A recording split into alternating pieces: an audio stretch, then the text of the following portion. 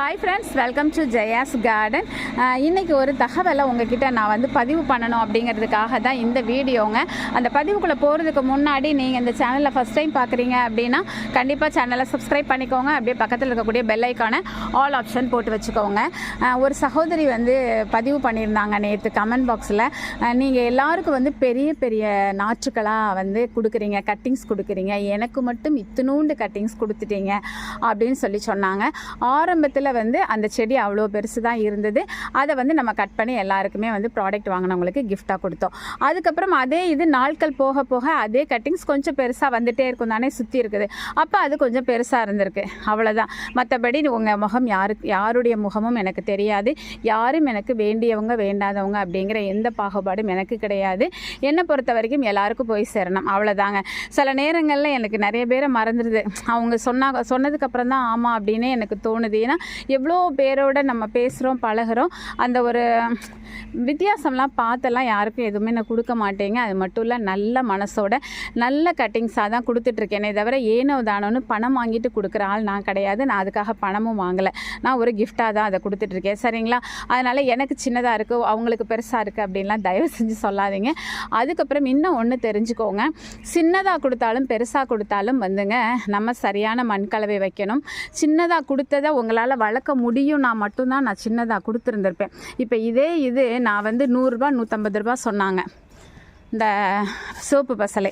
நான் அவங்கக்கிட்ட வாங்கலை. என்னோடய ஸ்டூடெண்ட்டு சும்மா போகிற போக்கில் இப்படி ரோட்டில் இருந்து பிடுங்கிட்டு வந்தா. இந்த சைஸில் தாங்க, இவ்வளோ சின்னதாக மெல்லுசாக இருக்கே, இது வருமா அப்படின்னு எனக்கு சந்தேகமாக இருந்தாலும் அந்த பிள்ளையினுடைய பாசத்துக்காக அதை நட்டு வச்சேன். இன்றைக்கி கிட்டத்தட்ட ஒரு 300-400 பேருக்கு நம்ம ஷேர் பண்ணியிருக்கோம். அப்படி இருக்கும்போது இது வந்து சின்னது பெருசுலாம் இல்லைங்க. இது எவ்வளோ குட்டியாக வச்சிங்கனாலும் வந்துடும். பென்சில் காக்டக்ஸ்லாம் எனக்கு குட்டியோண்டு தான் ஒருத்தங்க கொடுத்தாங்க. அதே மாதிரி நம்ம வந்து ஒரு கடையிலேருந்து நர்சரியிலேருந்து வாங்குகிறோம், இல்லை யாரோ ஒருத்தங்கக்கிட்டேருந்து வாங்குகிறோம் அப்படின்னா சில செடிகளுடைய பண்பே என்ன அப்படின்னா ஃபுல்லாக காஞ்சு போயிடும். இப்போ எனக்கு வந்து கோபுரம் தாங்கி கொடுத்தாங்க ஒரு சிஸ்டரு, அவ்வளோ காஞ்சி தான் போச்சு. அதுக்கப்புறம் துளிர் வந்தது. அதே மாதிரி வரும்போதே பார்த்தீங்க அப்படின்னா டிசம்பர் அவ்வளோ இந்த இருக்குது பார்த்தீங்களா, எப்படி கருகி இருந்ததுன்னு.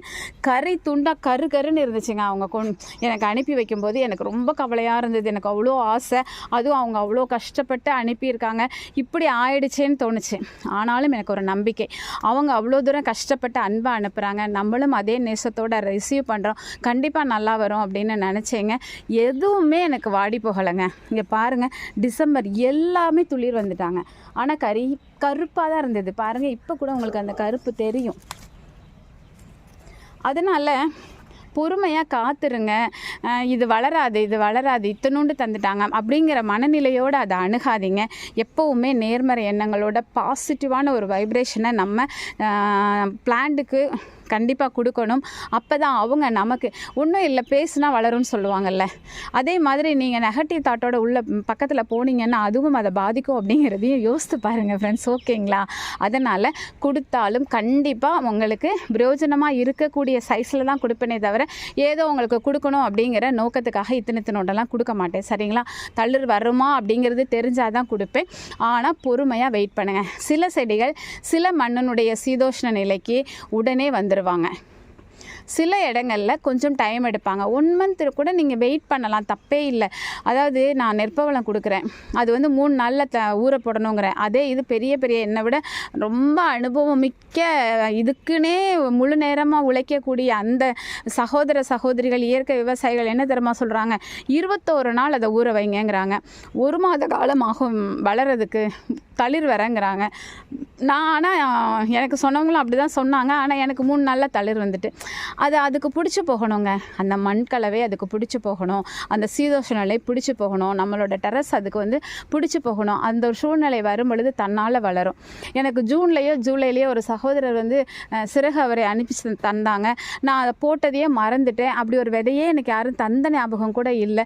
திடீர்னு பார்க்குறேன் ஒரு நாள் அது காய்ச்சி தொங்கிட்டு இருக்கு. போடவே இல்லையே, எப்படி காய்ச்சுது அப்படின்னு நான் யோசித்தேன். அப்போ தான் அந்த சகோதரர் எனக்கு ஞாபகப்படுத்துகிறாங்க, நான் உங்களுக்கு கொடுத்தேன், அது கொடுத்து 5-6 மாதம் ஆச்சு அப்படின்னு சொல்லி. பாருங்கள், வளர்ந்து அவ்வளோ அறுவடை எடுத்துகிட்டு இருக்கோம். அதனால் வந்து வரலை அவ்வளோதான் அப்படின்னு சொல்லி கண்ணீர் விட்டு அவ்வளோ இமோஜி போடாதீங்க ஃப்ரெண்ட்ஸ். வருங்கிற நம்பிக்கையோடு காத்துருங்க, வரும். சரிங்களா? அதை விட இன்னொரு பெரிய விஷயம் என்னென்னா, கட்டிங்ஸ் வந்து நம்ம வைக்கிறோம் அப்படின்னாக்க மற்ற கட்டிங்ஸ்லாம் கூட ஓரளவு துவண்டு இருந்துட்டு நல்லா வந்துடுவாங்க. ஆனால் ரம்பை இலை மட்டும் இலைகள் ஃபுல்லாக காஞ்சி போயிடுவாங்க. நீங்கள் எவ்வளோ தான் பச்சை பச்சைன்னு உங்களுக்கு நான் அனுப்பியிருந்தாலும் இலைகள் ஃபுல்லாக முழுமையாக காஞ்சு அதுக்கப்புறமா தான் துளிர் அப்படி நடுவில் இருந்து வருவாங்க. நான் என்னுடைய அனுபவம் இது. ஏன்னா விலைக்கு வாங்கி 180 ரூபான்னு சொல்லி 10-15 வருடங்களுக்கு முன்னாடி 180 ரூபா, இப்போ அதை விட கூட. நான் பக்கத்தில் வாங்கி வச்சேங்க, எங்கள் வீட்டு வாசலில் வந்ததை. அது எனக்கு முளைக்கவே இல்லை. அதுக்கப்புறம் இப்படி தான் ஒரு சகோதரிக்கிட்ட இருந்து வேறே இல்லாமல் சும்மா அந்த தண்டு பகுதியை மட்டும் உடச்சிட்டு வந்து வச்சேன். வச்சா பார்த்தீங்கன்னா அவ்வளோ கருகி போச்சு. அதுக்கப்புறம் திடீர்னு ஒரு நாள், ஆனால் பிடுங்கி போடலை, திடீர்னு ஒரு நாள் பார்த்தா நான் 2 நேரம் மட்டும் சலிக்காமல் தண்ணி ஊற்றிக்கிட்டே இருப்பேன் வருங்கிற நம்பிக்கையோட. திடீர்னு ஒரு நாள் நடுவில் இருந்து ஒரு அழகான ஒரு பச்சை எட்டி பார்த்தாங்க. ஆஹா, காஞ்சி போன இலையிலேருந்து ஒரு பச்சை துளிர் வந்தால் எவ்வளோ ஹாப்பியாக இருக்கும். அது மாதிரி உங்களுக்கும் நடக்கும். பிடுங்கி போட்டுறாதீங்க. வளரலேன்னு சொல்லி அது கேர் கொடுக்காமல் விட்டுறாதீங்க. சரிங்களா? எல்லாருக்குமே நல்ல மனதோட நல்லபடியாக தாங்க அனுப்பி வைக்கிறேன். என்னால் முடிஞ்ச அளவுக்கு நான் தேடி தேடி கொஞ்சம் கட்டிங்ஸ் வேஸ்ட் ஆனாலும் பரவாயில்லன்னு சொல்லிட்டு நுனியில் இருக்கிறதெல்லாம் வெட்டி தூர போட்டுட்டு இப்போ இருக்கிறதுல பெருசாக தான் உங்களுக்கு நான் கொடுக்குறேன். சரிங்களா? அது மட்டும் இல்லை, பெருசாக ஒரு சில பேருக்கு போயிடுச்சு அப்படின்னா அப்போ அந்த வளர்ச்சி இருந்திருக்கும். அந்த நேரம் பிடுங்கிறப்ப அது கையில் வந்திருக்கும். அதுக்கு என்னங்க பண்ண முடியும்? என்கிட்ட இருக்கிறது 2 செடி. அந்த செடியை தவிர சுற்றிலும் இருக்கக்கூடிய அத்தனை கண்ணுகளும் உங்களுக்காக தான். யார் கேட்டாலும் கொடுப்பேன். பெருசு வேணுமோ சிறுசு வேணுமோ நான் கொடுக்க தாங்க போகிறேன். சரிங்களா? நம்புங்க, கண்டிப்பாக நம்புங்க, அது வந்து நடக்கும்.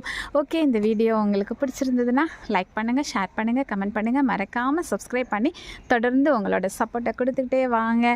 உங்களுடைய நல்ல கமெண்ட்ஸ் தாங்க எங்களை ஒரு படி மேலே ஏற்றி உங்களுக்காகவே எங்களை எல்லாமே பண்ண வைக்கும். சரிங்களா? Bye friends, take care, bye bye.